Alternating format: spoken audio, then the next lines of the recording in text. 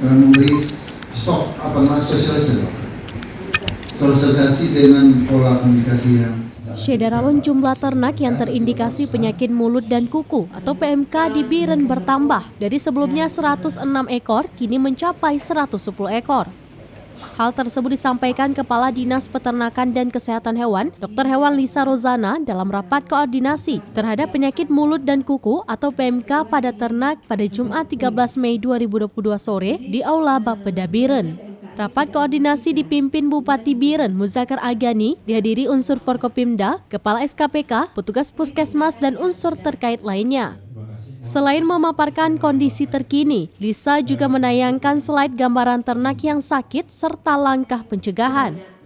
Asisten 2 Setdakap Biren M. Jafar yang ikut dalam pertemuan dengan Menteri Pertanian di Aceh Tamiang juga memaparkan kondisi saat ini dan langkah yang perlu dilakukan Pemkab Biren. Bupati Biren mengharapkan semua pihak melakukan langkah antisipasi sejak dini, antara lain membatasi perpindahan ternak, melarang ternak keluar masuk ke Biren, dan juga membantu petani dengan memberikan obat serta vitamin bagi ternak.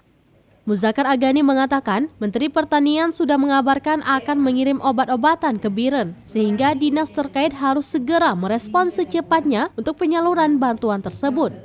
Secara umum dikatakan peternak di Biren tidak perlu panik, penyakit tersebut dapat diatasi dan tersedia obatnya.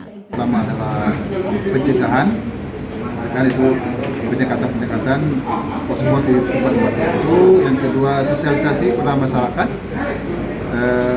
dengan sosialisasi dengan secara ringan-ringan supaya masyarakat tidak panik, tapi serius. Kemudian antisipasi terhadap perkembangan yang sudah ada. Yang tadi dilaporkan oleh Ibu Kadis Peternakan ada 110 ternak kita yang sudah terjangkit, terindikasi, itu langsung dilakukan pengobatan.